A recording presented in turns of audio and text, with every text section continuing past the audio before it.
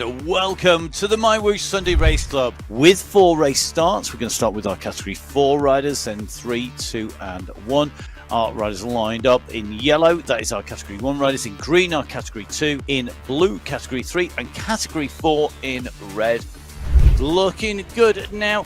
Will he be able to handle it here in the Category 3 race? This is going to be where it's going to count. Round that turn, you can see the pack together coming up onto the climb. This is the start of the racing for making it hard. They love a tough race. Well, talking about a tough race, it was a tough race going up the Wollongong climb. The riders on the front of this group are working really, really well.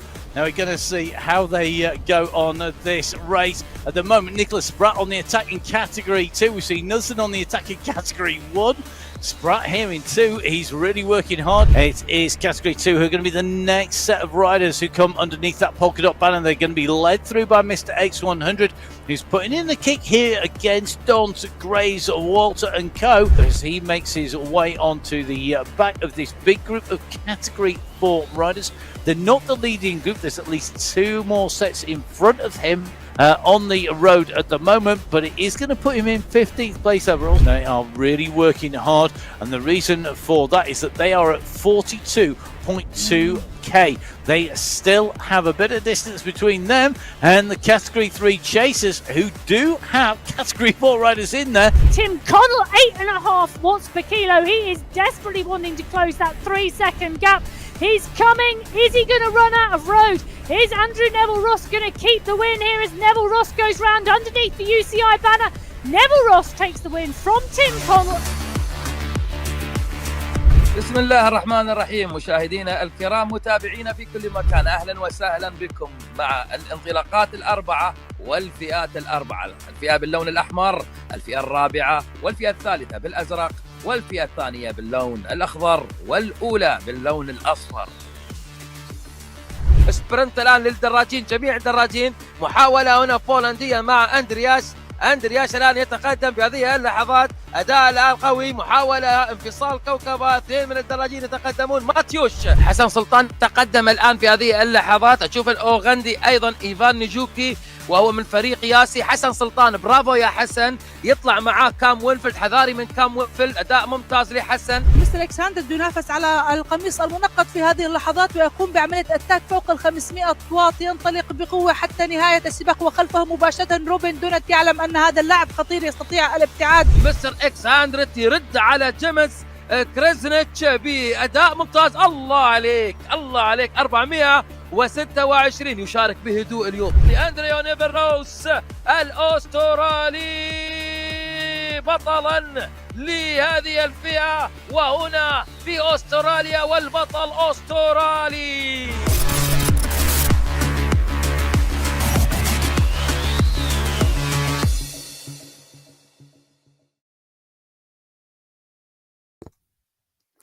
Hello and welcome to the May final of the MyWhoosh Sunday Race Club. We're here for the men's race. You can join me, Emma Martin. Well, there's no Matt Payne today. Matt won't be joining us today because, unfortunately, he has the commentator's curse. He's lost his voice. He should be back next week. Looking forward to him joining us in May. But until then, we get to enjoy the men's final on our own. Well, the men's final today is heading to Colombia. And now that is going to be an absolutely great race. So we're heading to Colombia. We're heading to the Paso Alto, 45 kilometers of racing. And normally this is a crackingly close race on this course. So the first 21.9 kilometers with the bridges, I have been told that, of course, the first section of this course is a lot of racers' favourite course. Well, that is until they get to the Medlin climb at 21.9 kilometres. That's 5.5k, 6.1% average gradient. That's categorised as a Category 2 climb. We then transition on the flat rolling bumpy section until we get to 31 kilometres, where the 13.5 kilometre Category 2 Bogota climb comes into play. 3.6% the average gradient here, and what we do tend to see is very, very close finishes on the top of this course. It was 5 seconds for the top 3 in category 1 the last time we were here in April. 10 seconds between the top 2 in category 2, 2 seconds between the top 4 in category 3, and 3 seconds between the top 10 riders in category 4. Hold on to your seats. It's going to be a good one. Well, down on the start line, our riders are getting ready. In yellow, category 1, in green, category 2, in blue, category 3, and in red, category 4. There's big differences in start times today. Our category 4 riders going first, 5 minutes before our category 3 riders. 10 minutes then the gap to category 2, and a further 5 minutes to category 1, meaning our category 1 riders will not take to the start line until around 20 minutes time. First up, category 4, we have a packed race field today and some cracking teams for the team competition. The Level Avengers, Level Up Racing, the Mighty Ducks, Spinergy, the Anzacs. We can keep going because there's 9 teams in total. The Power, the Powerless, Upcycled, and WTBR MyWhoosh Brazil. Well, 44 riders in total across those teams. And for me, Level Up Racing, Valencia's had a 3rd, Carcahal's had a 5th, and Allport's had a 5th. The Anzacs, Neville, Ross, McMurtry, Dadson, Winfield, and Dadson, that's a squad who have had a lot of podiums. The Power, Russinex had a 5th, Calangaz had a 3rd. Those 3 teams have got to be in the mix, but everybody else is there as well. And away go, category 4 on the MyWhoosh Sunday Race Club. This is the May final, and the riders are up and out of the start pen and onto the course itself. Now, this course today, the first 21.9 kilometres, fairly flat, just the bridges, but we do see attacks and stretches of the bridges, and it really does cause a challenge to our riders. Now, 44 riders on the start sheets in category 4, and whilst I said those 3 teams may well be in the mix, it was Level Up Racing from the Mighty Ducks last month in April, with a 1 minute 47 second gap between those 2 teams. Now, for those of you who are new to the Sunday Race Club, the team competition, all riders have to have 2 verified finishes to qualify for the final. Then in the team competition, teams between 3 and 5 riders participate, and it's the top 3 riders' times that are added together that create the team competition. Now, that's why we see such close racing, and great tactics come into play because that team competition really livening things up. Well, this category 4 race field alongside those 3 teams we talked about, Cadabona is here, Matteo Pino is here, Cridland, Batty, Connell. Now, Connell's been riding well for the Mighty Ducks. Fielder, Casagrande, Cronje, Scott Francis from Spinergy is here. Marin, Dromard, both part and parcel of the Powerless team. Ian Lloyd, Xavier Maillard. Now, he's a strong rider. For the upcycled squad, and Vaz, Molano, Gomez and Brito, part and parcel of WTBR MyWhoosh Brazil.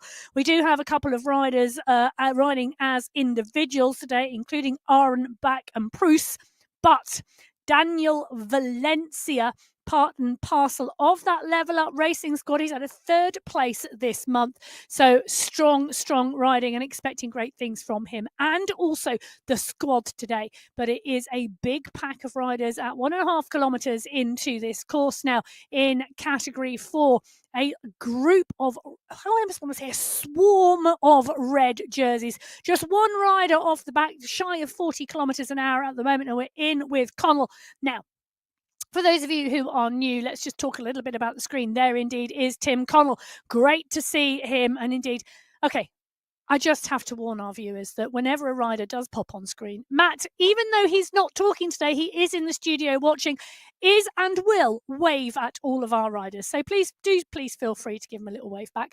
Obviously, if you're not pushing too hard at that point in time. Now, Connell on the screen at the moment. On the red, you can see the list of names, Connell highlighted in blue, and that does also mean that his stats are the stats that we see in the middle of our screen. So 214 knots, 236, shifting between green and white, meaning shifting between the draft in green and white, not in the draft. Time elapsed, heart rate, and cadence is the individual information you're getting on all of those riders. Now, elsewhere on the screen, on the top right-hand corner of your screen, you can see the profile of the road. Very flat at the moment as Andrew Neville Ross pushes on at the front. And that's a big push coming from Neville Ross. You can see him up and out of his saddle in real life, just taking the corner, just taking the bend. Now, there are 1, 2, 3, 4, 5 sprints along the way before we get to that first climb. The Amazon Lake Sprint coming at 2.7 kilometres. There it is. You can see the banner and they are running into it and running into it fast because Brito, Neville Ross and Holtz, the 3 riders we can see being joined by Casagrande going up and over the top. The riders being awarded with the green skin suit for the fastest sprint in their category. Now, Category 3, the second race field to start. 10 teams on the start sheets today. X-Pro, Draft, the Gold Grabbers, Last Breath, Level Racing. The Gold Grabbers finishing second in the team competition last month. Level Racing Revolution, the Silver Bandits, and the Silver Snatchers in here as well. So the team competition will be very tight today.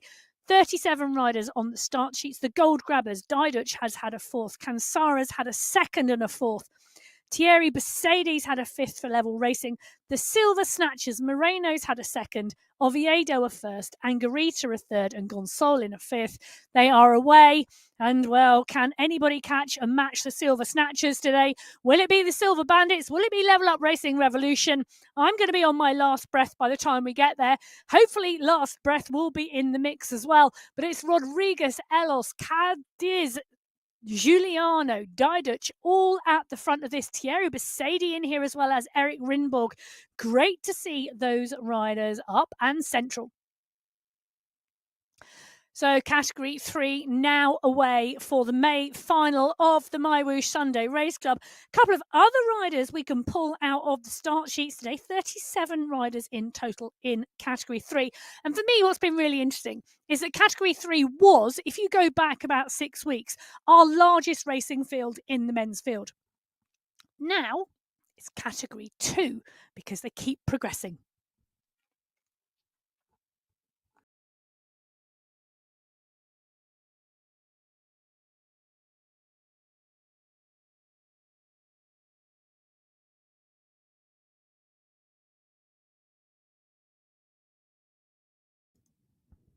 As our Category 2 race field, we're now being full of Category 3 riders. In fact, Henry Yeast going up as well this month. So fabulous to see. And it's going to be interesting to see what he can do in Category 2 later. But it's Kianowski who is motoring on the front of this Category 3 race at the moment. 1 kilometre into this race. It's pan flat. It is pan flat other than the bridges for the first 21 kilometres of this race. And as I was mentioning at the beginning of the show, I was riding on MyWhoosh, and a few of the Sunday Race Club regulars were also on the platform at that time, and I was messaging them. I was having a little chat about riders' favourite race courses, and this one popped up a lot. Well, the first 21 kilometres of it. And interestingly to say that the first 21 kilometres of the Paso Alto, one of the favourite courses. Now, I'm not quite sure who Thierry Besadi's favourite course is, but he's giving Matt a wave, as Matt is also waving back. So, yeah, the guys in the production box can confirm it if you need it. But great to see him part and parcel and finishing 5th in that competition this month. So that was indeed in qualifier 1 on the outer loop course. Besadi finishing in 5th place. Can he replicate that today? Very different course, but you just don't know what's going to happen and what those team tactics are. Besadi part and parcel of that Level Racing squad with Rinborg, Kalman and Perez. That is a strong team. So going to be interesting to see what they do. Can they challenge the Silver Snatchers? Can they challenge the Gold Grabbers, who finished in second last month? In fact, actually taking a little look at the Gold Grabbers, that could be the team to beat today. But a very open race, I think. Well, and everybody making the most of that as James Mountier pushes on. He's closing that gap to Kiernowski. Moreno in there as well. So is Stretting and Smythe. Besaidi keeping a watch on it too. But these riders now pushing on. Now, we have the Category 3 race 5 minutes after the Category 2 race. It's a 10-minute gap back to the Category... Hold a minute. Let me put my brain back in gear. The Category 3 race 5 minutes after the Category 4 race. The Category 2 race 10 minutes later. So the Category 3 riders coming in to that first sprint section, the Amazon Lake Sprint. The Category 4 race field already having gone through that part and parcel of the course, and no surprises. Taking a little look at my screen, it was Luke Allport who set the fastest time in Category 4, resplendent in the green skin suit at the moment. Can anybody take the time off of Allport? Well, it's Ben Kirk. He is Allporting his way from Category 3 to the back of Kiernowski and Mountier. Can Kiernowski take this? He's currently at 8 watts per kilo. He is absolutely adamant he wants this, and Ben Kirk is motoring as well, but who out of those two is going to take it? Well, we will find out shortly. And well, I think it is indeed Ben Kirk from Level Racing Revolution, pipping Kiernowski for the fastest time in Category 3. So Kirk picks up that green skin suit. Kiernowski into then Allport. So Allport still sitting in third place overall at the moment with a 22.037. Oh, just being beaten. The fastest times now being set as the rest of the pack come through. Really interesting to see. So the first sprint of 5 before we get to the Medlin City Climb. It's the Amazon Lake, the Amazon Bridge, the Jungle Sprint, the Sandgill Sprint, and the Monpok City Sprint. That is what we will be facing before we get to the Medlin City Climb later today. Category 4, absolutely motoring. 7.1 kilometres now covered. 40 kilometres an hour they are rolling. They're up and over the first bridge, and you can see the damage being done to that group. Take a look at what was a group of 44 riders going into that bridge together. They are now split all over the road, and it is one of the challenges of the Paso Alto course here in Colombia on MyWhoosh. These bridges really split the race field. They're short, very short, but steep. And you can see that on the top right-hand graphic. You can see the bridge coming up, the next one. Very short, very steep, and actually causes a huge stretch on the group.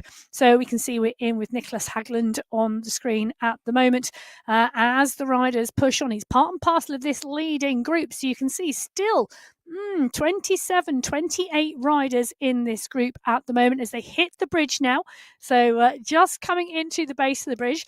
So sweeping up and under the waterfall. The noise must be deafening. Well, it would be if you were riding here in real life.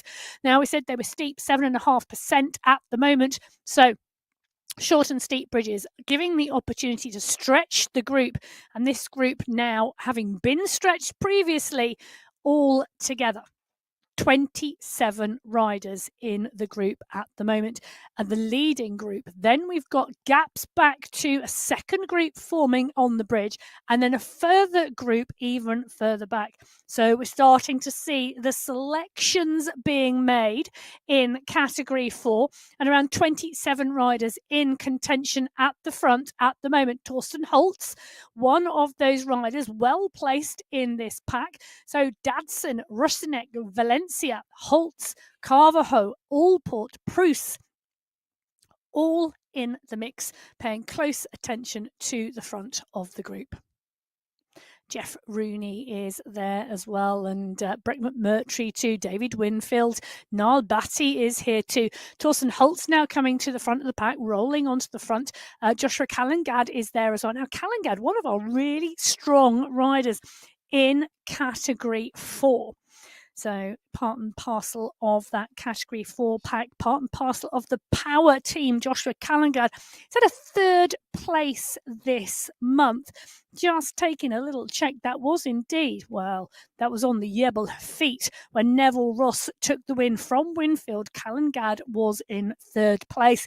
There's a lot of climbing on this course today, but it's not as steep as the Yebel feet because we are in Colombia on the Paso Alto. And the final climb, whilst exceptionally long, only has an average gradient of 3.6%. Category 3, we can see the three riders hung out on the front there. Ryan Giuliano is in the mix. He's in this little big chasing group, letting that group just hang off the front as they're coming next into the next bridge. You can see the bridge here. You can see the rise. You can see the steep section about to come. The three riders out front already coming to the peak of the climb. This is the chasing pack, and it's looking like, unlike Category 4, where we've seen the splits in the group and multiple groups on the road, the majority of these Category 3 riders all still together. We're now starting to see a little bit of damage being done to the back of that race field. They're at 6 kilometres into this race, and they're going to start motoring on these bridges now. And, well, I wonder if we're going to see that whole group together later. Category 2 are the next group of riders due to start. 10 teams on the start sheets today. The Aotearoa, should I say, Alliance, the Goats, the Level Wizards, T1G or TIG. The Hitmen are here. Well, they're always a team to be reckoned with, but there's a lot of reckoning to be done. The Hitmen took it from the Wattage Wizards last week, but the UAE Clan team are in the mix. The UAE Falcons, the Wattage Warlocks, the Wattage Warriors, and what's up? Well, the Warlocks, Gallo had a third, Mendakowicz has had a first, the Hitmen, the UAE Clan team, X100 a third and a fourth. The Level Wizards, 4 out of the 5 squad members have taken top 5 places this month. Who's going to take top 5 today? Well, the 45 kilometres till we find out, because away go Category 2 on the MyWhoosh Sunday Race Club. They're up, they're out of the start pen. They are on to the Paso Alto course. All 44 riders off of the start sheets cleanly away.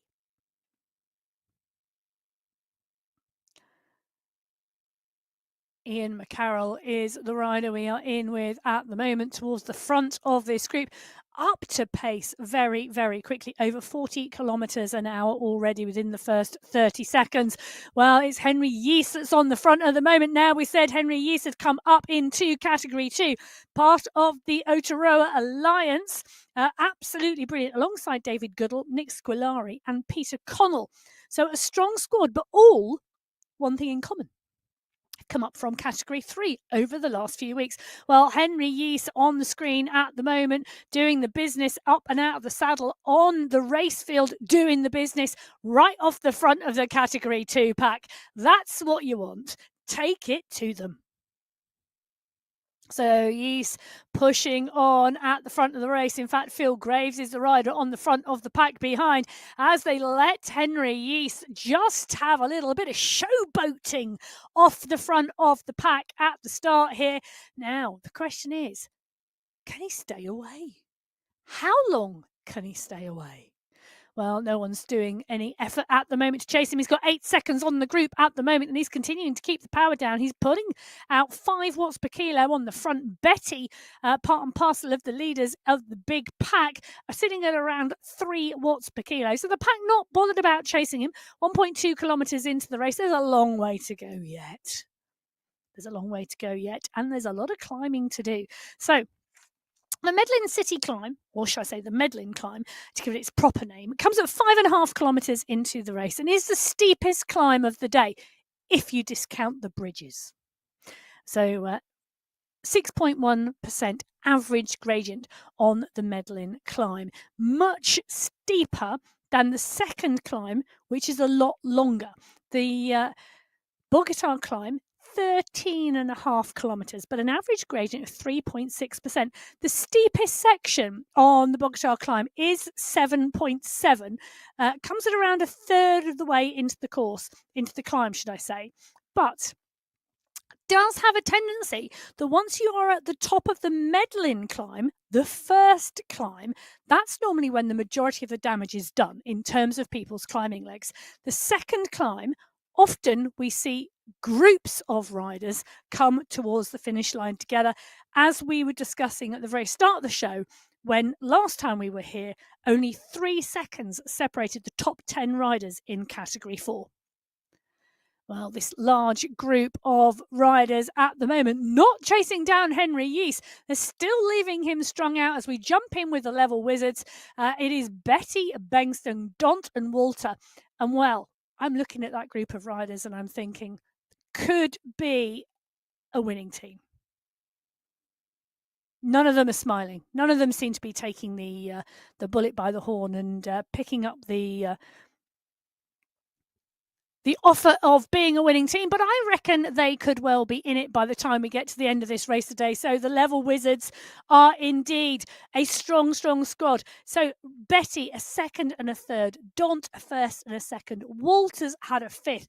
And Coincidence had a first place this month as well. So if I take a quick run down my start sheet, it is the squad with the most number of top fives this month. So they've got to be in it. But, you know, you have to get across that line. And getting across the line next will be our Category 1 riders. They're going to be the last riders away. It's the smallest race field with 22 riders on the start sheets. The Belgium Waffles, Martins, Plantereau, Panizza and Van Elst. The Coalition Alpha Jaw, Jacobs, Turek, Vujasin, Kaminski and Jones. Salty Popcorns, Darn, Bjorklund, Paradians, Kroll and Ritter, and the Sweet Potatoes, Noren, Knudsen, Safrazadi, Mare and Nair. This, for me, is going to be a cracking race. Not just because of who's in it. We've also got Carcahal, Wilson and Al Thebe, but the team competition here is going to be, I almost want to say the word manic, because pretty much every team could win. Every team has had riders in the top 5 this month. Van Elst has had a second and a fifth. You know, Coalition Alpha Jaw have had some phenomenal races and rides. Paradians took a second last week. Noren's had a third. Knudsen's had a first and a second. And Safrazadi's had a third. They're all in that pack up and out of the start pen. Anybody could win this race today. We have had 9 different riders finish in the top 5 this month with 3 qualifying races in Category 1. It could be all change again today. Well, Turek, Knudsen, Jones, Wilson, Plantereau, Noren, Bjorklund, Mare, all in the mix here. Vujasin, Nair, Paradians, Kroll, they are all together. This is one large pack of Category 1 riders. Everybody who's been out of the start pen is in that group, and I think it is highly likely to stay that way for some time. I am almost pausing there, thinking maybe one of the Category 1 teams will prove me wrong today with a set of tactics that will surprise us all. Well, Vujasin, I think, will be up and on that top 5 unless there's a huge surprise today. He has indeed been one of the riders who has finished in the top 5 every week this month. In fact, he took the win in the April final as well on the Heritage Climb. Safrazadi was second, Knudsen was third, Kaminski was fourth, and Plantereau was fifth in the April final. Coalition Alpha Jaw taking the win from the Sweet Potatoes, 2 minutes 15 seconds, the winning time in the team competition. Just remembering that the top 3 riders' times are added together. In fact, there you go. You can see them. Coalition Alpha Jaw, they took the win last month. Will they take the win this month? Well, Kaminski's up for it by the look of that. He is absolutely nailing his colours to the mast early on today. But they're going to face some steep and difficult competition. Van Elst has taken a second and a fifth this month, part and parcel of that Belgian Waffles team. Paradians, as we said, took second for the Salty Popcorns last week. And Noren, Sweet Potatoes, have got to be the key competition here. They took second place last month. Noren has had a third this month. Knudsen's had a first and a second. And interesting to see Michael Knudsen moving into that Sweet Potato squad. Syed Safrazadi has had a third place. And actually, this month has not been one of his better months. His form, or what should I say, maybe the form of the others coming to the fore, but you can always count on him to put in a solid race effort, and don't discount him from the top 5 at all. So category 1 now up, out and rolling as they continue to move through. Just a stretch coming on the front of the group there, and that's interesting to see. So a little bit of a push coming, a little bit of a wind up of the pace, and it looks to me like that's Jakob Bjorklund who has pushed on. So Bjorklund pushing on from the salty popcorns, just trying to keep the pace high, I think, here. They are coming up to 2.2 kilometres into the race. So this first section, the first sprint segment, has not taken place. That's at 2.7. But Bjorklund really pushing on here. This is a massive effort from Jakob Bjorklund from the salty popcorns, really pushing hard. And it's Knudsen, well, actually it's Kaminski giving chase with Van Elst going up and up over the top. Michael Knudsen is there, but these riders now having to chase and chase hard because Bjorklund has put the power down early, wanting to light this race up. Well, that is the first sprint banner today, the Amazon Lake Sprint. Currently the section held by Ben Kirk from Level Racing Revolution from Category 3. Alongside the Category 4 riders, the Category 2 race field not really contesting the sprint at all. But let's take a look and see what happens with our Category 1 race field.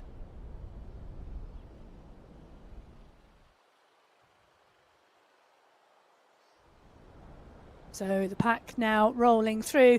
The green banner signifying the end of the sprint brings all the riders back together again. Who is going to pick up that green skin suit in the Category 1 race? Well, they're not picking up the fastest time. That stays with Ben Kirk from Level Racing Revolution. 21.444 seconds. An average of 8.3 watts per kilo. He absolutely went for that. So did Kienoski. He went for it as well, but Kirk came from further back in the pack and utilised that momentum. Allport setting the fastest time in Category 4, just 0.59 of a second slower than Kirk. Tobin, Proust, Hagland, Carcahal, Kutab, Maillard, and indeed Rooney from Category 4, rounding out the top 10. So Category 3 and Category 4 riders setting the fastest time through the Amazon Lake Sprint. The next sprint section coming at 6.5 kilometres into the race. And the Amazon Bridge Sprint, the second sprint, currently being held by Kienoski from Category 3. So interesting to see what happens here. But at the moment, I'm thinking this Category 1 pack are happy to roll together. Category 2, still one large group at the moment. They're 7.1 kilometres into this race. They're coming up and through and over the bridges now, but it doesn't seem to have done a huge amount of damage to this race field. It's still a very big group. Category 2, 44 riders started on the start sheets today, and 10 teams in Category 2. All still one big group together.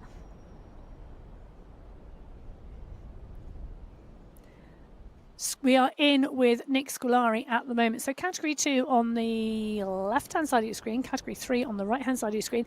Now, 10 minutes difference in the start times today. Category 2 at 7.7 kilometres, Category 3 at 14.3 kilometres, now in the caves. But you can see Category 2 still one big pack as they come underneath that waterfall section. Category 3 have split somewhat.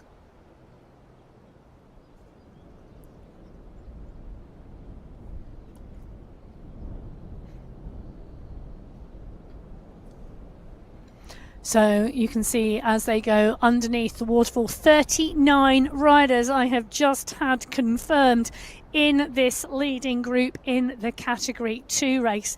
So 5 riders different to the start sheets today, and they are all in the mix here. So Clays is here, Mullistick is here, Coinston as we go in with the Otero Alliance, Squilari, Connell and Yeast. And we saw Henry Yeast go off the front there, but we're now seeing all the riders working hard because they're needing to stay in the group. Bit of a push to come back, a bit of a push to get in that group and stay there.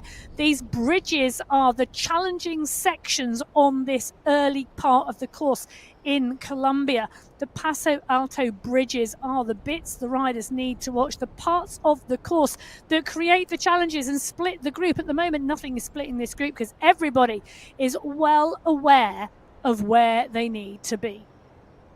I need to be right in the middle of that pack and staying with that group. Biarhead is there, Clays is there, Abitko is there, Bendakowitz is there, Khan is there, Graves is in the mix, Spratt is there, so is Goddell, so is Von Haren, Linda Milostic is there as well as Ivo Sur. These riders doing real. Mohamed El Alami in the mix as well, just tapping away on those pedals, looking quite comfortable at the moment.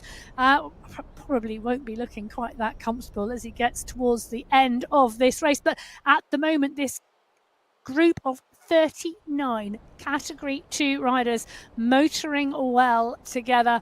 They're about to come up to a section of 3 bridges. You can see that on the top right hand graphic of your screen.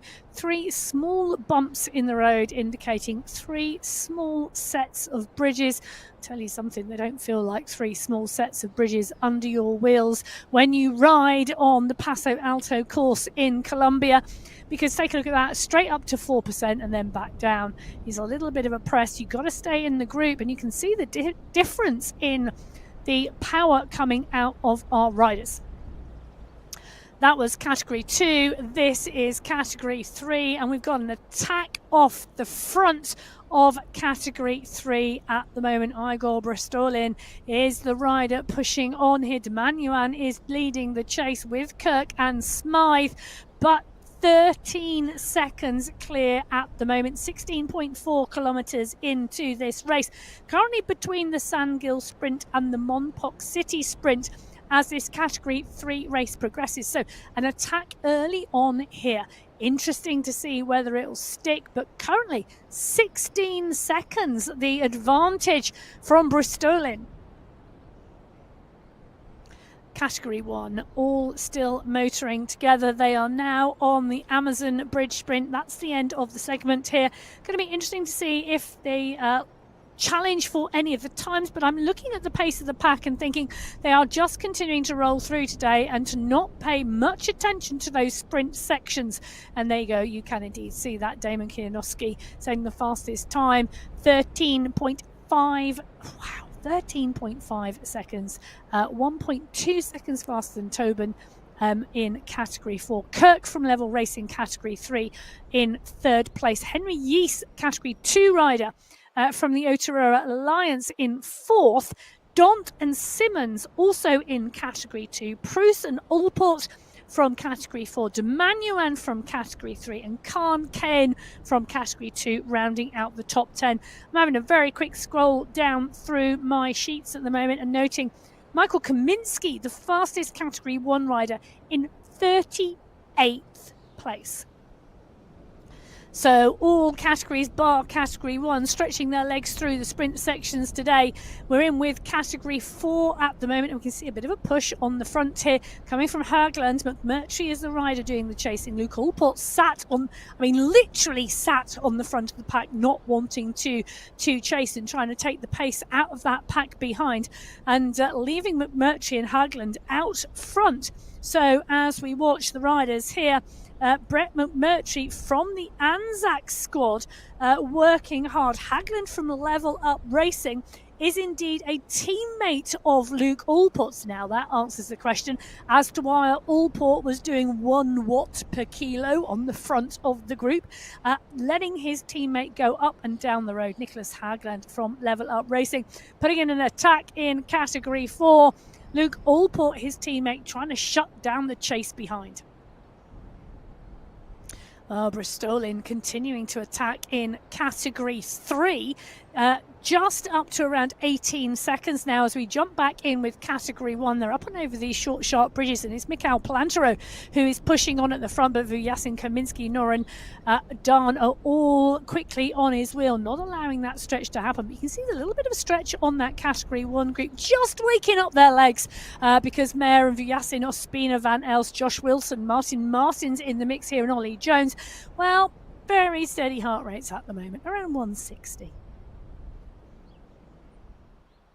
So Bjorkland in the mix here, this pack moving at a high pace, just shy of 50 kilometres an hour coming down off that bridge. This is a fairly flat first 21 kilometres of this course in Colombia, the bridges really being the key parts strategically and in terms of waking the legs up. And Jakob Bjorkland there, you can see him comfortably sat, or what looks like comfortably sat, in the midst of this pack. So Bjorkland at the moment just around 200 watts, 13 minutes into racing. His heart rate 157 and is dropping. So recovery at the moment in this group is his heart rate drops quite substantially at the moment, taking it easier, staying in the group. They're riding around 3 watts per kilo, which, well, is very little for our Category 1 riders.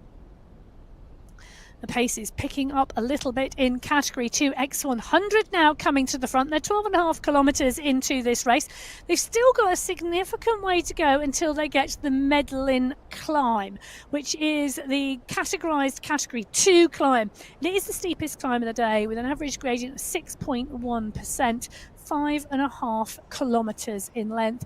X100 stretching his legs. Such a large group of Category 2 riders.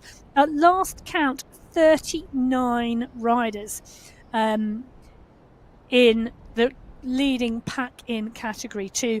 It was through sprint number 1, count out through sprint number 3, still 39 riders. Those bridges not making much impact into the size of that group today. 39 riders still rolling in Category 2's leading group as they are now at the 13 kilometre mark. They're nearly 20 minutes into racing at the moment, but no one's really picking this up. We're seeing a very, I always want to use the words, comfortable group rolling around at the moment, because this really is a race of two halves, and very rarely do we see a big attack in the first 20 kilometres. Often what we see is a little bit of a whittling of the large groups and large packs over the bridge, where one or two riders distanced from the pack as the gradient goes up over those bridges. But we don't tend to see anybody go off the front because of the nature of the first 20 or so kilometres. In fact, Carradine there on screen, part and parcel of this pack. He's right towards the fore of the group, paying close attention, just in case you never know. We might be surprised by an attack, and paying such close attention. He's right on the front of the group at the moment. So Carradine on the front of the Category 2 group at the moment, leading them into the cage. This is one of my favourite parts of this course, lit by the flames. Well, Vujasin and Bjorkland, Vidal-Mer in Category 1, just pushing on through the sprint there at 10.5 kilometres. But, well, look at that. Doesn't put them the fastest. Ben Kirk is having a fast sprinting day for the Level Racing Revolution. First place on the jungle sprint as well. 14.649 seconds. Whoa, 0.091 faster than Carlos Tobin from Category 2. So the Category 3 and Category 4 riders setting the fastest time through the jungle sprint. Henry Yeast coming in third place, Klianowski from Category 3 in fourth, Ruben Dont from Category 2 in fifth, Vidal-Mer from Category 1 finally getting a Category 1 rider on the top 10 in a sprint section, but Olivier Simmons from Category 2 picking up 7th place, Ivo Sur picking up 8th place from Category 2 from the WhatsApp squad, Stefan Proust from Category 4 picking up 9th place, and Peter Millerstick rounding out the top 10 from Category 2.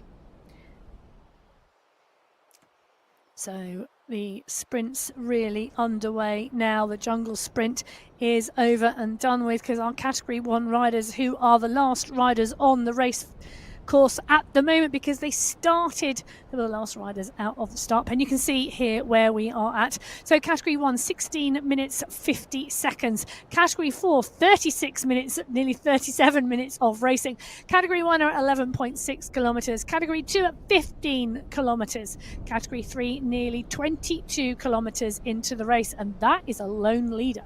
Category 4, well, they are the only riders on the climb at the moment, and you can see the damage the climb has done already to the group behind. Really interesting.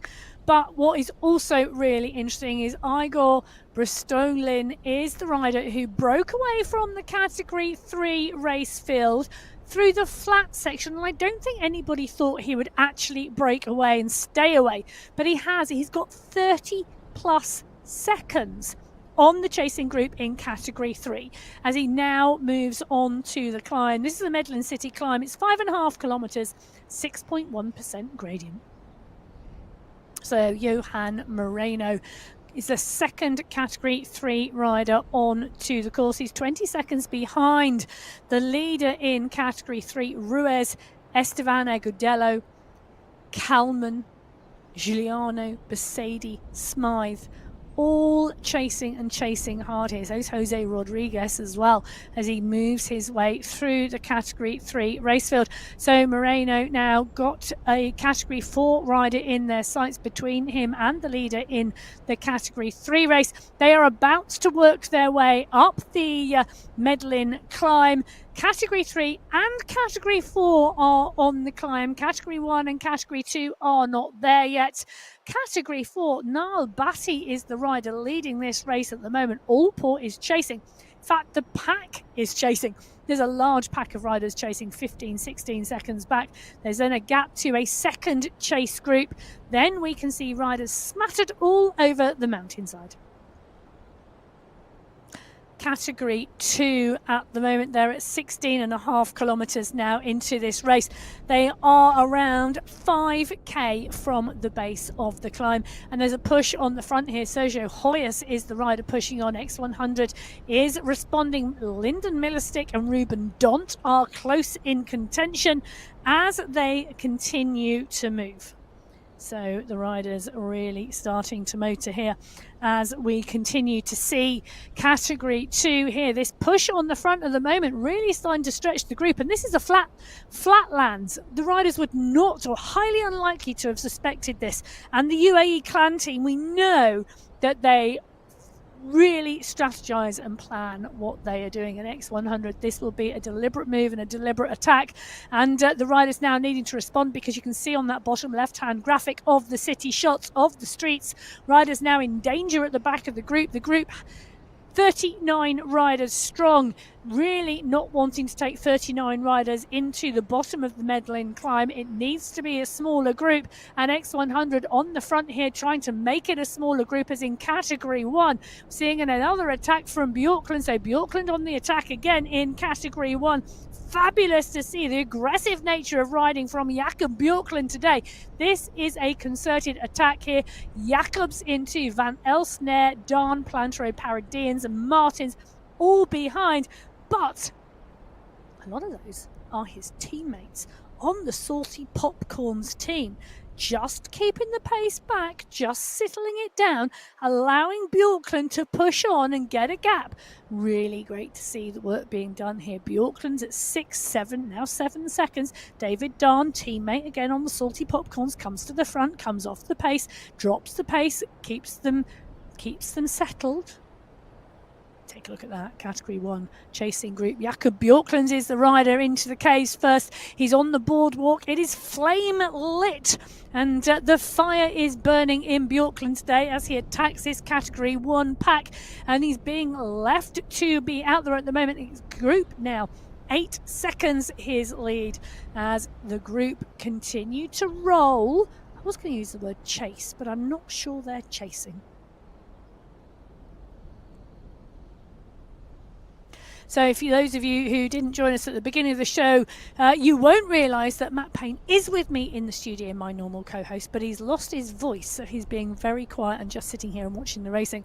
Well, sorry, Safrazadi will not be very quiet later in this race today. I'm expecting him to really light up the action as we see him here concentrating on being part and parcel of this group. And we've got one rider down the road, that is Bjorklund, but no one seems to be too bothered. And Safrazadi, part and parcel of this group, comfortably in the mix, comfortably watching what everybody else is doing, comfortably waiting to see who else responds. Safrazadi's heart rate is currently 137.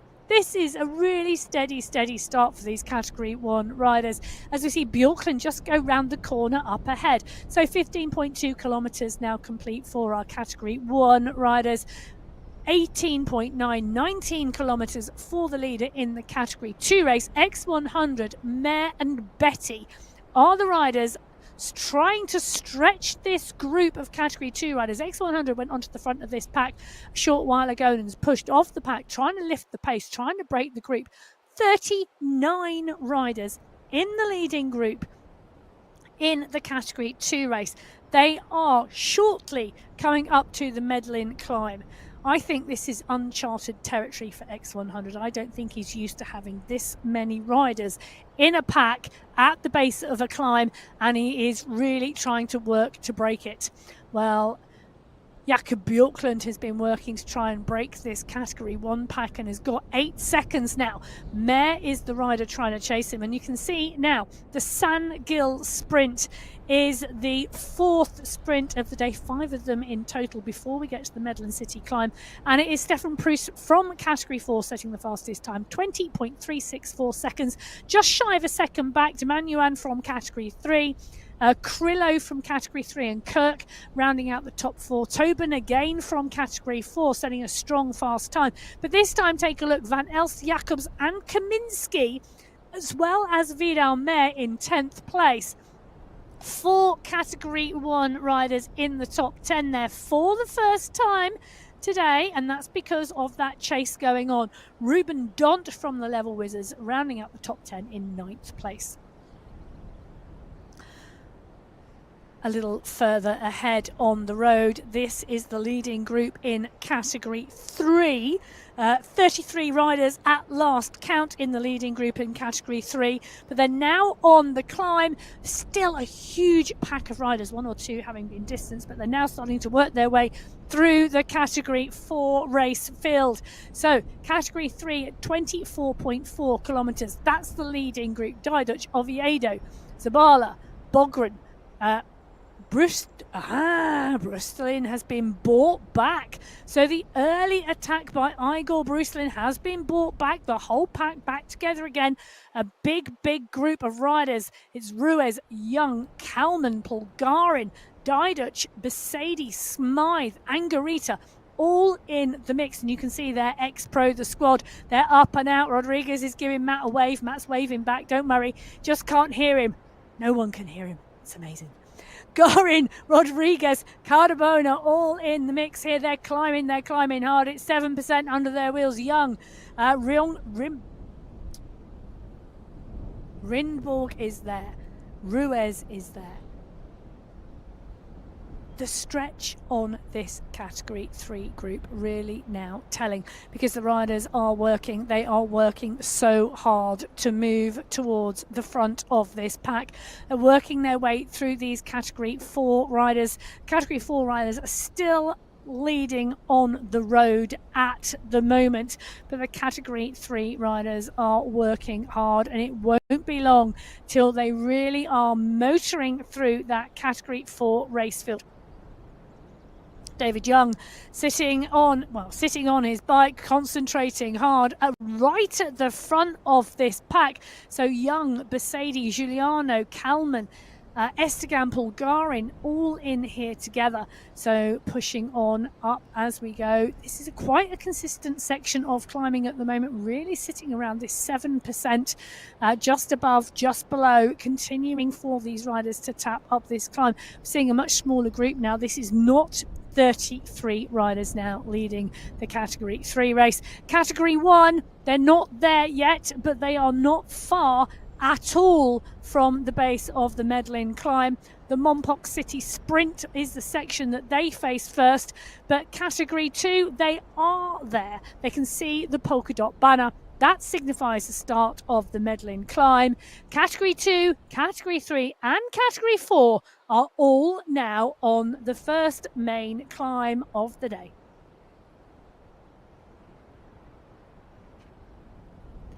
Category 1 just coming through that final sprint. Indeed, the Monpox City Sprint is where the Category 1 riders are, but They might be there, but they're not on the top 10. In fact, the fastest category 1 rider, Jakob Bjorklund, coming through in 33rd position. It's Proust, Tobin and Holtz from category 4 taking the top 3 positions. Henry Yeast from category 2. Ben Kirk from category 3 rounding out the top 5. Then it's the rest of the category 4. So Casagrande, Fio, Rissenek, Dadson and Batty, the riders really pushing on there and picking up those places. Camilo Sanchez from the Gold Grabbers rounding out the top 10 from category 3. Interestingly, Henry Yeast setting the fastest time in category 2, followed by Ruben Dont and Olivier Simmons. As we mentioned, Bjorklund setting the fastest time in category 1 for the Salty Popcorns, 33rd overall. The next category 1 rider, it's a long wait, 98th, Mikhail Kaminsky.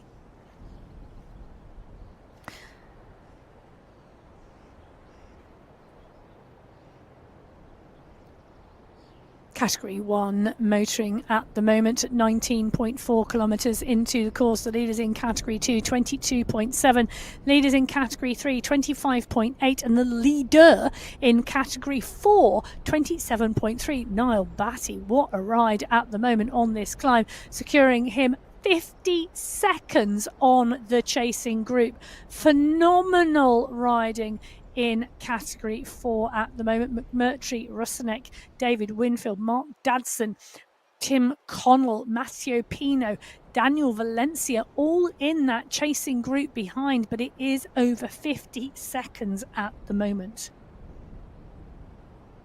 So Batty, part of the Mighty Ducks squad. Tortoretto, Cridland, Gonzalez and Tim Connell, part and parcel of that squad as well. Phenomenal riding going on there. And if he can maintain this, it's putting the team in a really strong position because that time gap really counts. So we mentioned that it's the top 3 riders' times added together in the team competition to give those team standings. So any gap riders can achieve really helping the team. And another rider helping the team at the moment, Jakob Bjorklund. This is dangerous. 28 seconds now clear. So Bjorklund from the Salty Popcorn squad, 28 seconds clear of the chasing group. He's going to get onto the Medlin climb first. And he's not a rider to let go up the road. This is absolutely nuts. So Bjorklund being let go by this category 1 group. Darn Paradians, Kroll and Ritter, his teammates doing a fantastic job of shutting it down behind. But nobody seems so bothered. So Martins, Plantero, Panizza and Van Els from the Belgian Waffles. They're in the group, the chase group in front of us. Jacobs, Turek, Vujasin, Kaminsky and Jones from Coalition Alpha Jaw. They're in the chasing pack in front of us. Nora Nuds and Safrazadi, Mer and Nair, they are there too. So at what point is this category 1 pack going to light their touch paper and chase Bjorklund down the road? Well, we will have to see about that. But further up the Medlin climb, category 2 are starting to split. They are starting to split all over the climb, but the pack is still huge. Just to confirm, 39 riders went into the bottom of the Medlin climb in the Category 2 race together. You can see on the bottom left-hand corner of your screen the damage that has already been done in the first 2 kilometres of climbing. It's looking like we've got 3 distinct groups in the Category 2 race. A large leading group, which we are in with at the moment. A fair-sized chasing group who are just coming into that corner. And then further back down the mountain, a 3rd group. Well, Jakob Obitro is the rider we are in with at the moment, part and parcel of the 1st group on the road. Simmons, Betty, Obitko, Mare, Vanhee, Krasnich are all at the front of this Category 2 race and pushing on. Bjorklund is now on the climb. He's the only Category 1 rider on the climb. Bjorklund, 41 seconds. Can I just say that again? Jakob Bjorklund, 41 seconds. What a phenomenal effort from Bjorklund today to break away from the Category 1 pack. I'm almost willing him to the finish already, but he's got 20 kilometres still to go. So is Olivier Simmons. Olivier Simmons is pushing up the climb here. He's got Ricardo Betty for company. Simmons here absolutely pushing Betty, part and parcel of that level Wizards squad.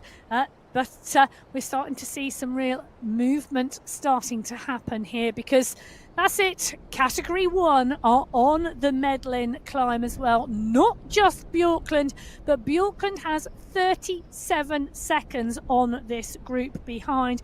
It's a group of, I would say, 20 riders. We've got one rider off the front and 20 riders in the pack. So Bjorklund doing an outstanding job to put the time gap in here. Van Elsvu, Yassin, Dahn, Mayer, Paradian, Safrazadi, Kaminsky, Turek, Ritter, Jacobs, all in the chase group. So is Noren, so is Ospina, so is Josh Wilson. These riders, well, let's take a look and see, can they catch Bjorklund and bring him back in on the Medlin climb? Or is this going to be one for the Bogota climb later in this race today?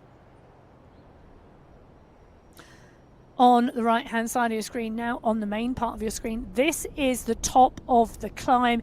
These are the leaders in the category 3 race coming towards the top of the Medlin climb, and we're going to be able to get a count on how many riders there are in this leading group now in category 3.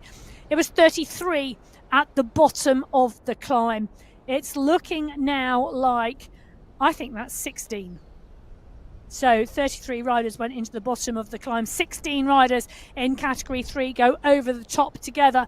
Absolutely fantastic. It's going to be a big group, I think, coming into the finish in category 3, because I don't think we're going to lose too many riders now on this transition section. And then on the final long climb, well, I say the final long climb, the Bogota climb is 13.5 kilometres long, but it's got an average gradient of 3.6%, which tends to mean whatever the size of the group going over the Medlin climb, we tend not to see too many riders distanced after that part. Well, it could all be changed today, because 16 riders in category 3 is a big group. Category 2, mind you, well, 1, 2, 3 riders clear at the moment, but it's not a big gap at all. It's seconds, and you can see on that bottom left hand corner of your screen at the moment we're now in 2 groups, a larger leading group and then a few riders distance off the back, maybe 4 or 5 riders in the chase group, and then a couple more riders further down the road. But Simon Walter on our screen at the moment is right up the front of this pack of category 2 riders, but he's there and he's got company: Betty, Graves, Walter, Krasnich, Biarhead, Gallo, Khan, Simmons. These are seriously class riders. Lyndon Millerstick, the young rider, in there as well at the moment. Mohamed El Alami, who we saw earlier, and Angus Bengtsson in the mix too. These are strong riders. Well, whilst those riders are battling it out on the mountainside, Michael Knudsen, he's the rider who's had enough. Michael Knudsen, part and parcel of that sweet potato squad. He's had a first and a second this month. We've seen the return to form of Michael Knudsen, and he is now on the front and leading the charge. Bjorklund's gap now down to 12 seconds as Knudsen pushes on. Stefan Van Elst comes up on his outside. Vujasin is there. Safrazadi is there. Jacobs is 2 seconds back as these riders are now on the hunt. The person they are hunting, the rider they are hunting, is Jakob Bjorklund. His gap now down to 8 seconds.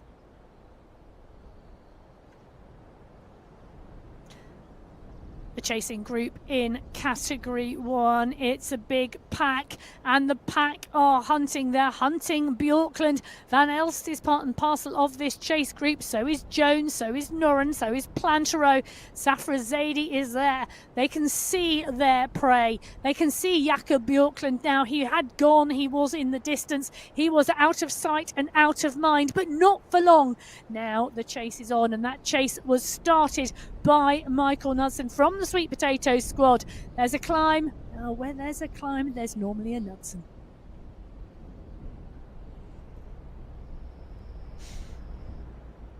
Bjorklund in 1, Vujasin now in 2, Safrazadi, Kaminski, Jones, Van Elst. All of these Category 1 riders absolutely motoring up the climb. We had 21 riders go into the base of this climb. We've got 1 or 2 riders dropped off the back. So I'm now looking and thinking this is around 18 or 19 riders in the main contention now in this Category 1 race. One of those being Christoph Koll, as we can see on the screen, up and out of his saddle in real life, because he's leading the charge here, part and parcel of this pack, wanting to stay in this pack. He knows, as does everybody in this race, you have got to be in the leading group going over the top of the Medlin climb to ensure you are within a chance of taking the win at the end of the Bogota climb. Safrazadi comes to the front now. Bjorklund is back in the mix. Can Bjorklund stay in the mix? That's going to be his next challenge. Safrazadi takes up the mantle on the front here. Bjorklund in the group. He needs to stay there. Knudsen is behind. Panizza is behind. Kroll is behind. But he needs to stay in that group. Well, around 2 kilometres further up the climb is the lead in the Category 2 race. And it's Jacob Abijo who has gone on the charge here. Betty 2 seconds back with the rest of the group. And it's Betty, Kaplinski, Gallo, Spratt, Vanhe who are doing the chasing, because it's Jacob Abijo who is the rider pushing on those pedals at the moment and leading the charge up the Medlin climb in Category 2. Knudsen's now gone on the attack on this climb. He's being closely marked by Lionel Vujasin. Stefan Van Elst is in the mix. In fact, Van Elst has been having a great month. He's had a 2nd and a 5th, part and parcel of that Belgian Waffle squad. Obviously very strong at the moment, and he's showing that by that close contention. Now, this is the front of Category 3. Still a large group. Last time we saw there were 16 riders in this large group of Category 3 riders, and they've just gone under the polka dot banner signifying the start of the Bogota climb. This is the final climb of the day, but it's 13.5 kilometres long, and then it's a 500 metre run to the finish line, and it is still uphill to the finish line. But this group of 16 riders in Category 3, picking up a couple of Category 4 riders on the way. They do have riders ahead of them. And all of those riders are the leaders in the Category 4 race. So Category 1, 25.2 kilometres. Category 2, 26.8. Category 3, 31.3. Category 4, the leader, Niall Batty, 33.5, 33.6 kilometres. He's now got a 1 minute, 20 second gap on the chasing group. But when I say it's a chasing group, I mean it's a chasing group. Well, let's see what this chasing group is fighting for, shall we? Because we're going to head over and take a look at the prize money on offer today in the May final. So it is indeed the monthly final, and the team's classification is at play as well. So the team's classification today in Category 4, 10,800 AED to the winning team, down to 1,080 AED for the 5th placed team. In the individual classification, 2,160 AED for the winner, and 5th place taking away 432. Now, as we move up the categories, you'll see the prize money increases. Category 3, individual classification, 3,600 AED for first, 720 through to 5th. In the team's classification, 18,000 AED for first place in Category 3, 1,800 for 5th. And those of you who are with us in the women's race will note the prize money is identical in the men's and the women's racing. So Category 2, individual classification, first prize today, 6,000 AED through to 5th, 1,200. Team's classification, it's getting big. First prize in the team's classification in Category 2, 30,000 AED. Category 1, though, take a look at that. The individual classification today, first place takeaway 10,000 AED through to 5th, 2,000 AED. The team's classification, a massive 50,000 AED for first, 30,000 for second, 20,000 for third, 10,000 for fourth, and 5,000 for 5th.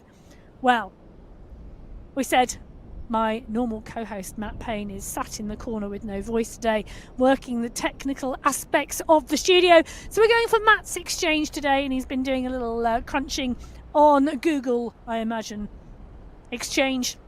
Matt's exchange today, 10,000 AED, 29,579 Swedish krona.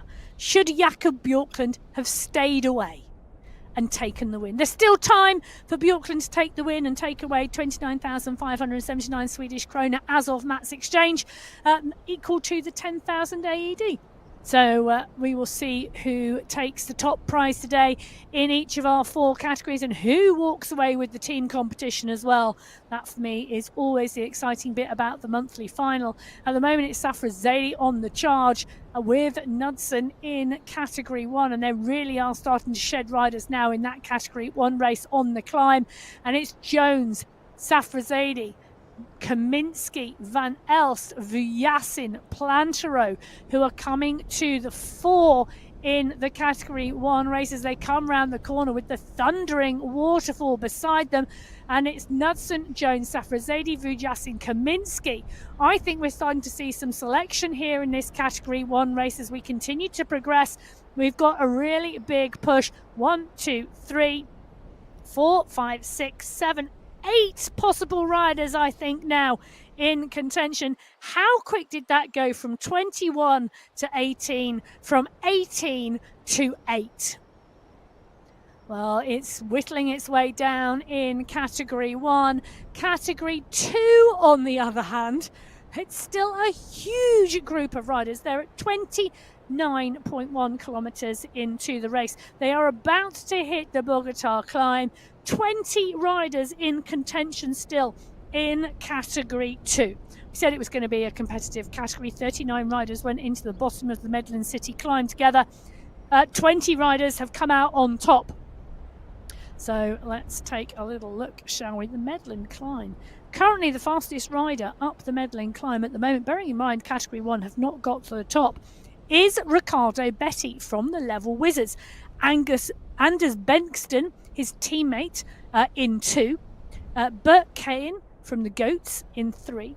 Krasnich from the Hitmen in 4. Van He from the Wattage Wizards in 5. Walter from the Level Wizards. There's too many wizards and warriors. In 6th. Gallo from the Wattage Warlocks in 7th. Kleistner from the Level Wizards in 8th. Phil Graves from the Hitmen in 9th. And X100 from the UAE Clan team, currently the 10th fastest category 2 rider up the Medlin climb. But that is the leading group of category 1 riders going through. Very shortly, we will see the fastest time. 7 riders I can confirm in that leading group in category 1. Fastest time being set up the climb by Michael Knudsen from the Sweet Potatoes. 12 minutes 18 seconds.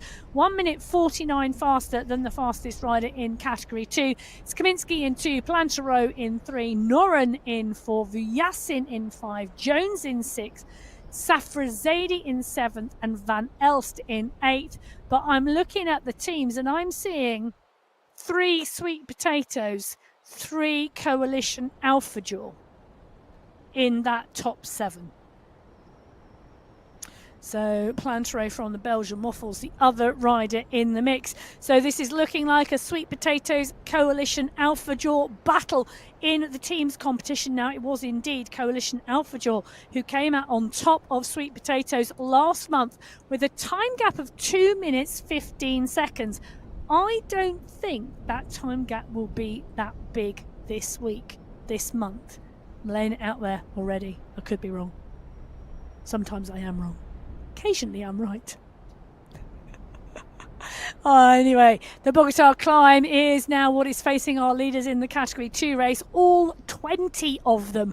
So you can throw a blanket over these 20 riders at the moment. Will you be able to throw a blanket over them at the top? Well, this is the chase group in the category 4 race. Now Batty has gone on the charge early on and is over a minute clear of the chase group of Mark Dadson, Jacques Rusinek, Tim Connell, Daniel Valencia, David Winfield, Breck McMurtry, Matteo Pino are all in this group in Category 4. They are really battling to fight each other. They've got less than 10 kilometres to go now to the finish. Yes, it is up all the way to the finish line, but, well, sometimes the only way is up. Exactly 1 kilometre currently separating the chasing group in Category 4 from the leading group in Category 3. This is going to be interesting now because I think we're going to start to see those groups come together. Category 2 are 3 kilometres behind Category 3, but seriously pushing on. It's still a large group, 20 riders in that leading group of Category 2 riders. Category 1, well, they're 2 kilometres behind Category 2. And now down to a group of 7. The leading group in Category 1 swiftly picking up some Category 2 riders as well. Always a little bit confusing because polka dot skin suits, green skin suits, yellow jerseys. You have to remember that each category is awarded a green sprinter's skin suit for the fastest rider overall through the sprint sections. They get points, 5, 4, 3, 2, 1. And the green skin suit different to the green jersey. You can often tell that obviously by the colour of the shorts, the green jersey with a black pair of shorts, the green skin suit green completely. Often easier to pick that out than to try and work out the number on the back of the green skin suit. The polka dot skin suit, a little bit more standout, but again there will be 4 of them on the race course at any one time because we have 4 categories.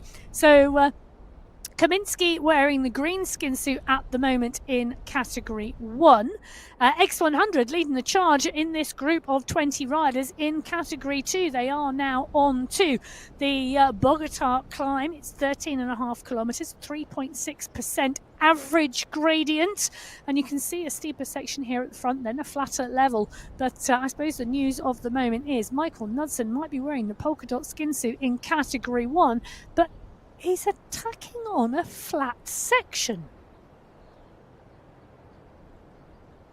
30.5 kilometres into this course. It's got 500 metres till the start of the polka dot banner, where the start of the Bogota climb. He's given himself a run in. He's taking people by surprise. They would have expected him to attack on the climb, not before the climb. So Michael Knudsen going early, 500 metres before the climb starts.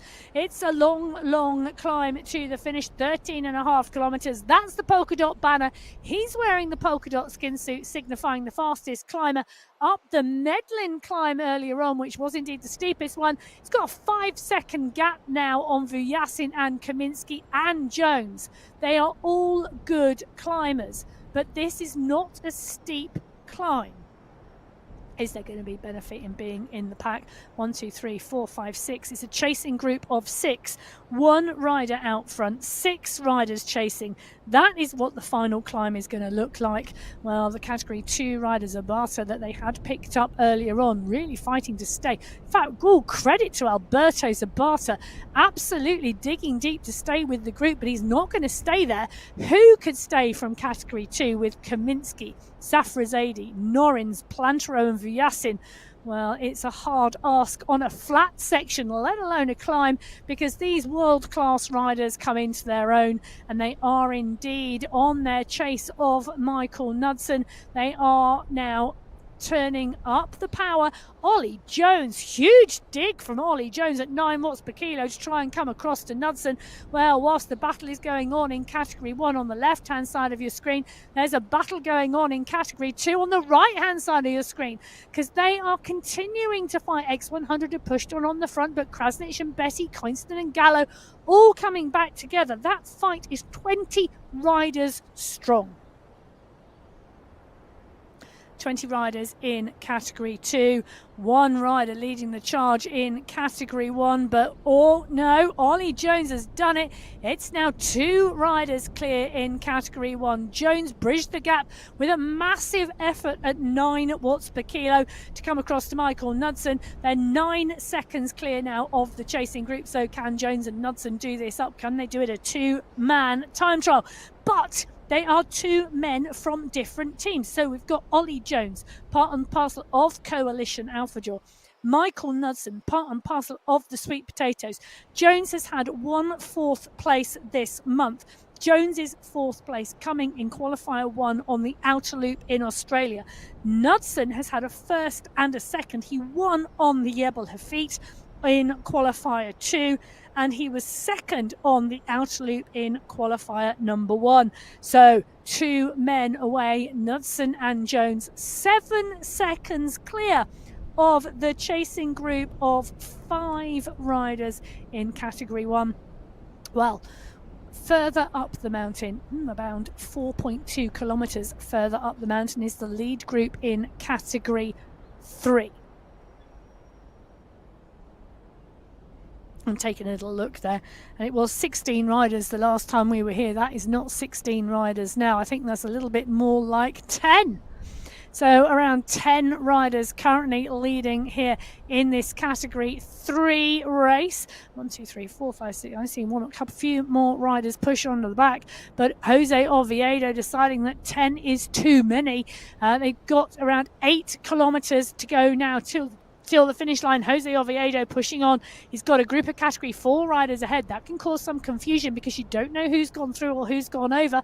And Jose Oviedo utilising this part of the course and the fact that this group of category 4 riders are in front of him.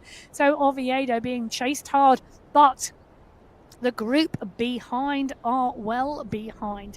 So this even further back. Take a look at this on the left-hand side of your screen.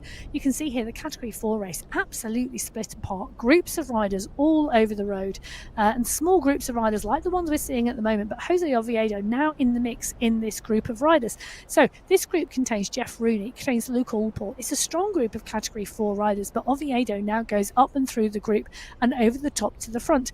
And very carefully, you can quite often see the red dots overshadowing the blue dots on the graphic on the bottom left, and sometimes you can stay hidden for a little while. Well, not staying hidden for very long is Jose Oviedo, because here come the pack. Jeff Rooney, Edelson Casagrande, Marcus Carvajal, all in the mix there in the category 4 group.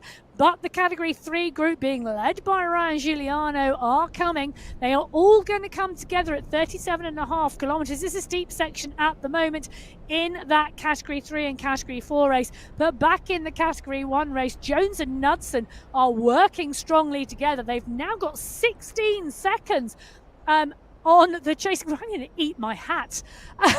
16 seconds Knudsen and Jones have got. So these 2 riders now working together. 1 rider from Coalition Alpha Jaw, 1 rider from the Sweet Potatoes. They are extending the lead. The chase behind, though, being led. Well, is it really being led? Jones and Knudsen sitting at over 5 watts per kilo. The chase behind at 4.5. So in the group behind, Kaminsky, Plantero, Safrazadi, Vuyasin, Noren.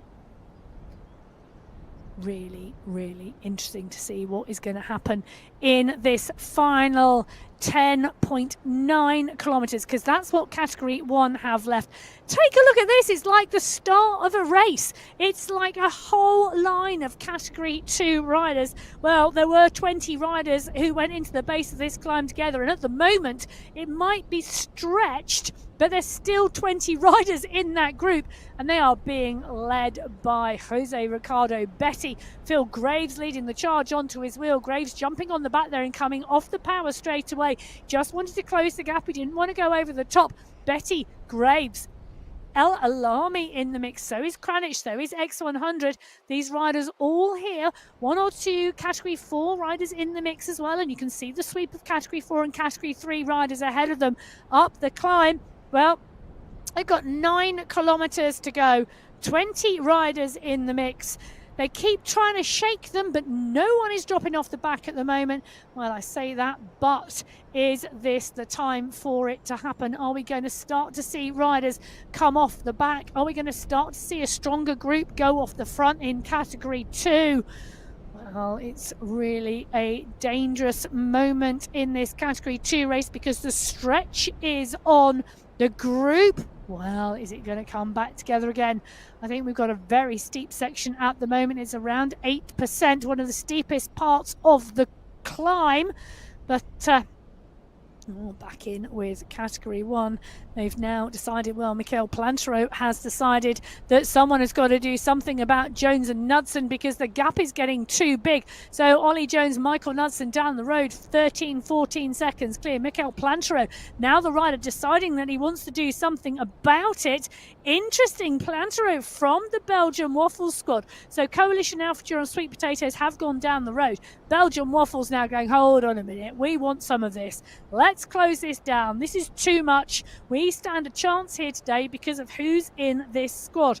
In fact, we've got riders across this group. So Michael Plantero, part and parcel of the Belgian Waffles squad. Said Safrazadi, part and parcel of the Sweet Potatoes. Mikhail Kaminski, well, he, of course, is Coalition Alpha Jaw.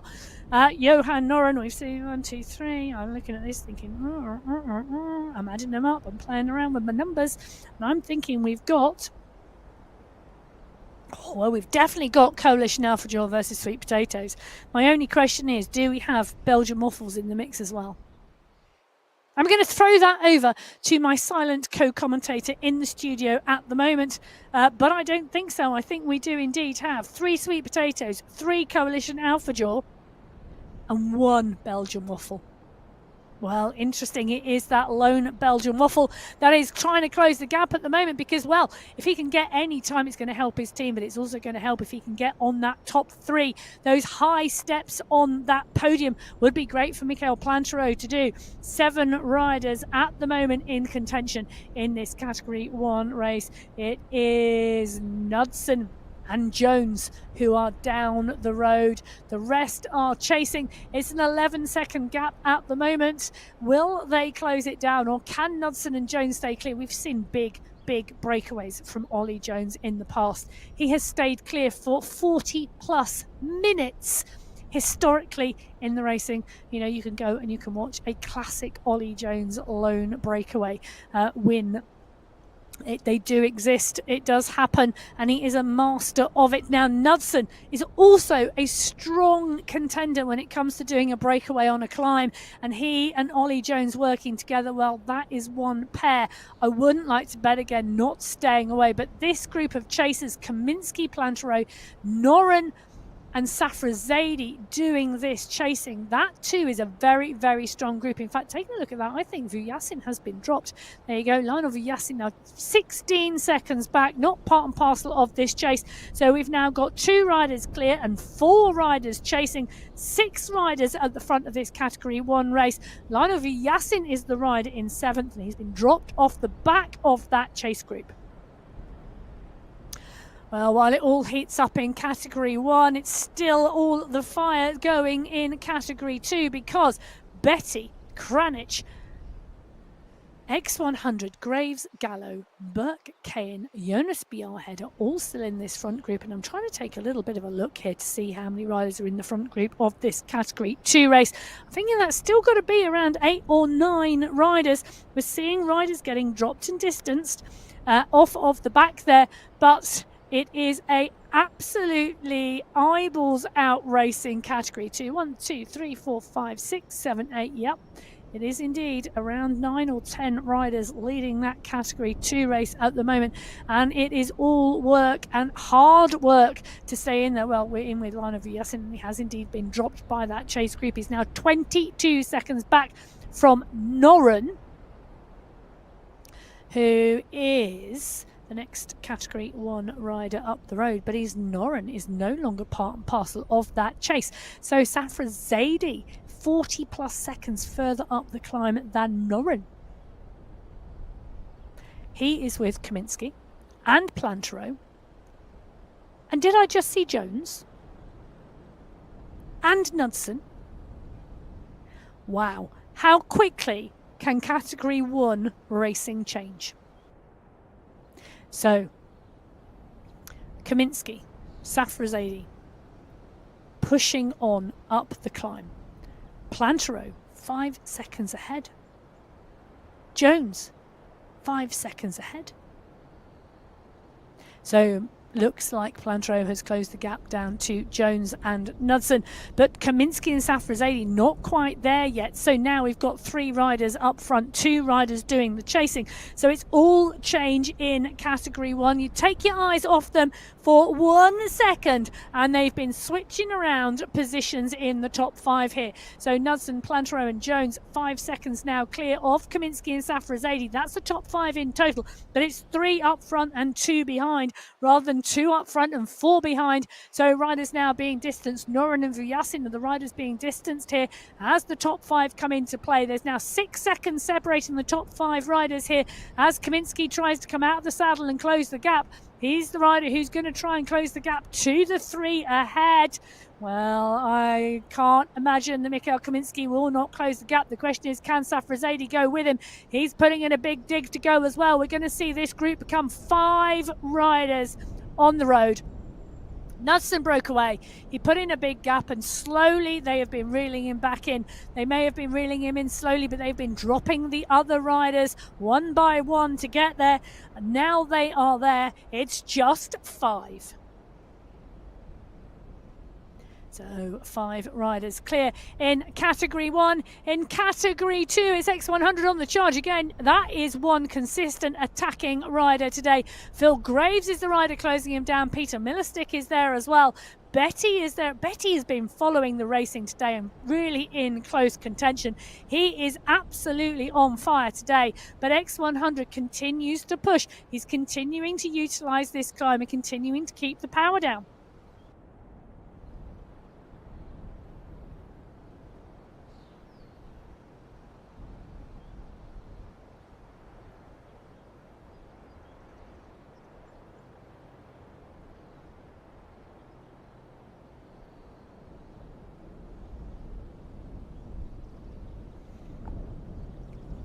Nine riders chasing hard in category 2.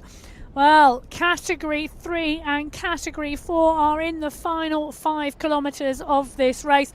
And while Niall Batty in category 4 has a solid lead over the chasing group, and it is a huge chasing group in category 4, category 3, you can count as well as I can because that is a big group still in category 3. Moreno, Young, Pulgarin, Oviedo, Diduch, Giuliano are all in the mix here in this category 3 race. I reckon that has to be somewhere between 10 and 15 riders still in contention with 2.9 kilometres to go.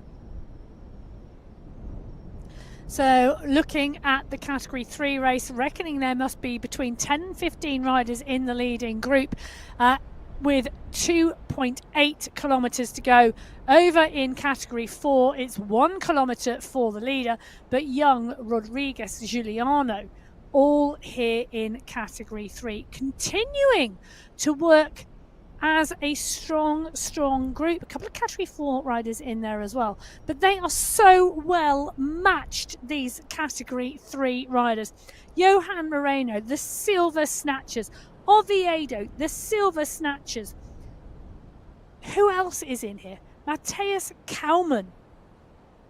Well, Kalman is from Level Racing. Kansara, Nikal Kansara's from the Gold Grabbers. These are all class riders who have had top 5 positions this month. Category 4, however, they were the first riders out of the start pen, and it's looking like they're going to be the first race filled over the finish line as well today. The chase is on behind. Connell, Rusinek, Winfield, Dadson, Valencia are the 5 riders chasing. 5 riders chasing 1 man. Now, Batty, that is indeed the polka dot banner signifying the end of the climb segment of the Bogota climb. We have 500 metres to go. So 500 metres to go for Batty in the category 4 race. The chase is on behind. They are a little further back, around 1 kilometre down the hill. That's 5 riders, though, in contention for 4 places. Dadson, Connell, Valencia, Rusnek and it's changing so quickly I can't keep up with who is on the list, but they are absolutely class riders, all of whom have had top finishes before. It's looking like the Anzacs are going to put in a good performance. It's looking like Level Up Racing are going to put in a performance, and so are the Power. So really interesting to see the team competition as well. But it's Niall Batty who is putting in the superb performance from the Mighty Ducks to take the win here in Category 4 today. He's going to see that banner, the UCI banner, as he comes around the corner. There it is. He's got the polka dot jersey. He's gone up the climb the fastest in Category 4 for the Mighty Ducks. Niall Batty. That's the UCI banner, the end of the Sunday Race Club, celebrating already. The riders behind him are going to be chasing for the rest of the podium positions, but Niall Batty's going to be taking top spot in Category 4 for the Mighty Ducks today. Your Category 4 winner, Niall Batty.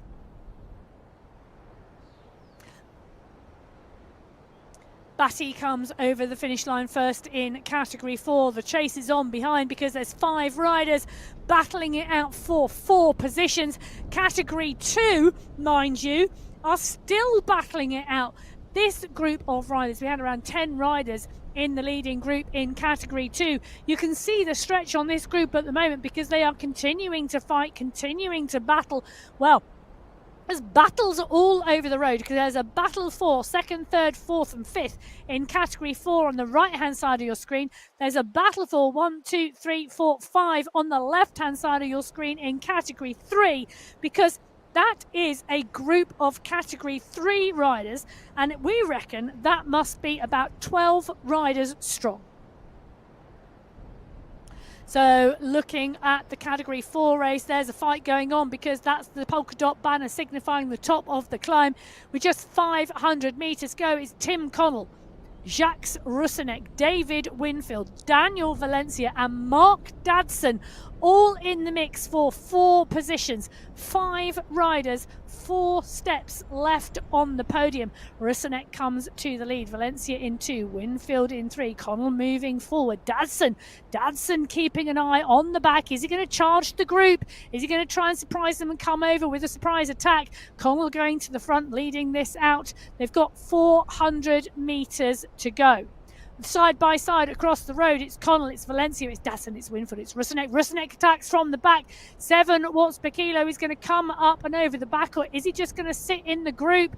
Well, Dadson is watching from the front. Winfield is there as well. Rusinek comes up again, but we know the banner is just around the corner. Who is going to take this from this Category 4 race field? 5 riders, 4 spots on the podium. Well, Winfield's leading it out. Winfield goes now. As Winfield goes, Dadson's there. Jacques Rusinek goes too. Connell's coming from the back. Can Connell kick? But Rusinek and Dadson. Mark Dadson's gone at 8 watts per kilo. I think this is going to be Dadson's. Dadson's going to take the 2nd place here today on the Sunday Race Club. Valencia's come over the top of Rusinek for 3rd. So, well, it's Batty. It's going to take the computer a little bit of time, and it did indeed. Dadson in 2, Valencia in 3, Rusinek in 4, Winfield in 5, and it's Tim Connell from the Mighty Ducks who misses out in 6th place. Well, Connell missing out in 6th place in Category 4. This is Category 3, and it's Jose Rodriguez who's broken from the group. 9 seconds clear at the moment. Jose Rodriguez is broken from the group. So Rodriguez has broken the pack here. Absolutely pushing on. Fabulous bit of work here from Rodriguez as he pushes on, the ex-pro rider.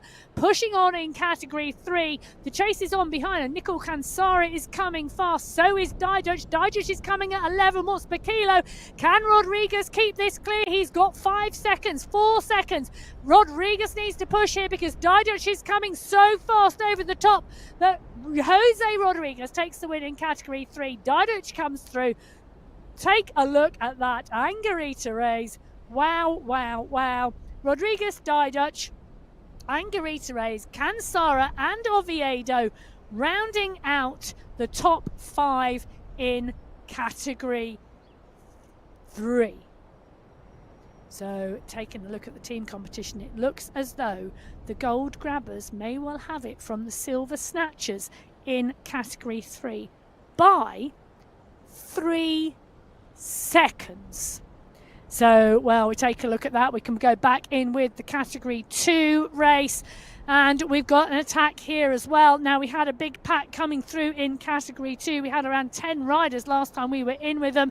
Well, it is Gallo who's gone off the front, 2 seconds clear. It's Graves who's giving chase. So Phil Graves giving chase to Juan Gallo at the moment. James Kranich in 3, Bert Cahen in 4, Johan Bjarhed in 5, X100 in 6, Peter Milustic in 7. There is 4 seconds only separating them as they continue the charge, and the group is packed around X100. So the pack now moving fast. Gallo and Graves working their way through the back markers in the category 3 race field. They've got 1 kilometre to go. With 1,000 metres to go in the category 2 race. This is Gallo and Graves motoring up. Gallo says, come on, Phil Graves, take your turn on the front. We need to work together if we're going to stay clear and take 1-2 in the race. Graves responds and comes up and over the top of Gallo, but the turn is seriously short as Gallo comes back over the top. Does that tell me Phil Graves is out of legs, or Phil Graves wants the win? Well, Graves and Gallo are the two working at the front of this. They've got 800 metres to go. Behind, the chase is on, and X100 is the person motoring. James Kranich tucked on his wheel at the moment. We've got a couple of category 3 riders in the mix, but X100 and Krasnich and Milustic are all there chasing hard. This is not done by any shot at the moment. The polka dot banner coming into sight, signifying the end of the climb. 500 metres when they hit that banner to the finish line. Gallo and Graves, that's it, they've been caught. This is all back together again. This could not be more exciting. Graves, Gallo, X100, Krasnich, Milustic, Bjarhed, Cahen. All they're going to have to watch out for Bert Cahen here, because he's got one phenomenal sprint on him. And at 7.6 watts per kilo, Bert Cahen's really putting on the power. He was just closing down the gap and making sure he was at the front of the group. And Peter Milustic is leading this out at 6 watts per kilo. Still 300 metres to go. This is a big long run for the finish in category 2. But Peter Milustic is adamant he's leading this out. X100 is in here. So's James Krasnich. They are motoring young. Wow, Gallo has gone as well. Krasnich, Gallo at 11 watts per kilo, Graves at 9. They are motoring Gallo and Graves again. Who is going to take this? I think Juan Gallo is going to take it. I think Phil Graves is going to come in second. He's just got to hold off. Juan Gallo takes the win in category 2. Phil Graves, I think, is going to come in for second. Then I think it's going to be James Krasnich. But, wow, what a set of racing so far. Category 2, not a bit disappointing us. Juan Gallo from the Wattage Warlocks taking the win. Philip Graves from the Hitmen in 2. James Krasnich from the Hitmen in 3. Jonas Bjarhed from the Goats in 4. Peter Milustic from the Goats in 5. Bert Cahen from the Goats in 6. I think the Goats might have it. Well, there we go. The team competition absolutely fighting it out at the moment. And indeed, it looks as though the Goats may have that in category 2. Who will have it in category 1? Because this is the polka dot banner. These are 4 category 1 riders. Who have we dropped? We've dropped Kaminsky. Have we? Yes. Well, that is a mix-up for the books. I wasn't expecting that, but with 4 riders in contention, it's Safrazadi who goes off first. Ollie Jones gives chase, so Safrazadi goes for a long one. 500 metres for the finish. Safrazadi kicks at 11 watts per kilo. Ollie Jones comes up and over the top. 14 watts per kilo from Jones. We know he's strong. We know he can kick. He's going to see the UCI banner first. Safrazadi in 2. Well, it's an absolute flyer from Ollie Jones. Ollie Jones is looking like he's going to take the win in category 1. He does indeed. Ollie Jones takes the win in category 1 from Sai Safrazadi in 2. Wow, that is phenomenal. I think Michael Knudsen is going to have 3rd place. Does indeed, which then sees as the results continue to update very, very quickly. Mikel Plantero in 4. So let's just refresh. Ollie Jones, Coalition Alpha Jaw, taking the win in 1 hour, 15 minutes, 15 seconds. 1.9 seconds clear of Syed Safarazadi from the Sweet Potatoes. Michael Knudsen, his teammate, coming in third place. Michael Plantero from the Belgian Waffles coming in fourth. So 3 different teams in Category 1 coming in top 4 positions. That is going to be a competition to keep your eye on. Well, Michael Kaminski coming in now for 5th place in the Category 1 race. Well, so you need to head over to mywhoosh.com/results for all the final results, the verified results in our May final. You need to do that also for the team competition, because that is going to be so close, particularly in Category 1. Well, the May monthly final did not disappoint. You can get hold of me at Biking Emma. I have been sat in the studio with my normal co-host, Matt Payne, but he has no voice. Is there anything you want to say, Matt? I'll be back. Well, he'll be back for June, and it's June Qualifier 1 next week. So if you're thinking about joining the Sunday Race Club, it's a perfect time to get on board. Head over to the events page on mywhoosh.com. Click on the Sunday Race Club link. Everything you need to get online, get on board is there. The technical guides, the verification, the race manual. Join us on the start line. We will love to see you for Qualifier 1 in June. Until then, stay safe. Enjoy your riding. We'll see you again soon. Goodbye.